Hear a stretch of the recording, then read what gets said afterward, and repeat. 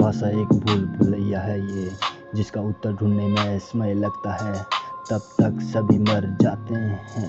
मुझे डर है कि वह एक ऐसे मौखिक समाज के साथ नए की भूमिका निभा रहा है, जिसमें जहर भरा हुआ है। ये मेरे हथियार बंद आंतें लगातार घुर्रा रही है और शिकार करने की कोशिश को बाधित कर रही है। जब मैं नरक में जाता हूँ तो हर सर्वनाम झुक जाता है ये, जैसे क्योंकि भीड़ को तूफान की आवाज सुनाई देती है।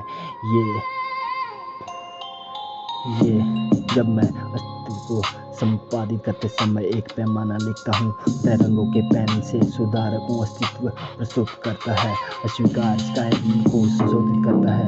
मेरे मानसिक मन को ये विकसित करता हूँ। ये शब्दों का ये विद्रोही विचार है।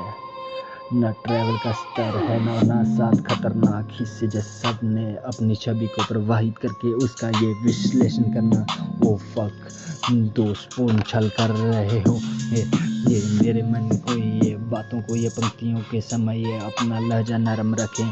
ये तुकबंदी अच्छी नहीं, समझ ना आए तो ये वो दूसरी भाषा में क्या है योजना, जो एक पंक्ति की तरह ऊपर चढ़ती है तो तुम्हारा दिमाग सीमा रेखा पर ही सीमित रहता है। वर्णमाला का ये सलाप पृष्ठ पर टूट पड़ा। व्याकरण के मामले में बेहद खराब। मैं पिंजरे पर हमला करते हुए लड़ता हूँ और उस भाषा ने लोगों को आकर्षित किया। उस अब भाषणों में छिपे राक्षसों को काबू में नहीं रखा जा सकता। क्रोध के प्रकोप से स्याही लावा में बदल जाती है। हर क्षण एक हथौड़ा था, नुकसान एक राह है। जब पांडुलिपि की धमक सुनाई देती है, ओह फक, कितनों को पता ही नहीं। तुम घबरा कर भाग जाते हो क्योंकि मेरी जीभ पर चलने वाला शोर वातावरण को खराब कर देता है। मैं सिर्फ लिख नहीं रहा हूँ, मैं भाग्य को फिर से लिख रहा हूँ। प्रत्येक पंक्ति आपके राज्य को दिए जाने वाले नाम को नया रूप देती है। हिंसक बहस में ये तीखे शब्द का प्रयोग करने से आपका ये तर्क तुरंत ही हवा हो जाएगा। इसलिए जब सभी पिछला ही पढ़ते हैं जो छोड़ा जाता था तो उन्हें वो सच सुनाई नहीं देता। ये सत्य तो विरासत में प्राप्त कर रहे हैं। हर शब्द पुनर्जीवित हो उठता है, एक के बाद एक सबूत यह साबित करता है। रेत की अंत आत्मा का द्वार है। किताब बंद करो, मेरे से बात मत करो, किसी का नाम मत लो।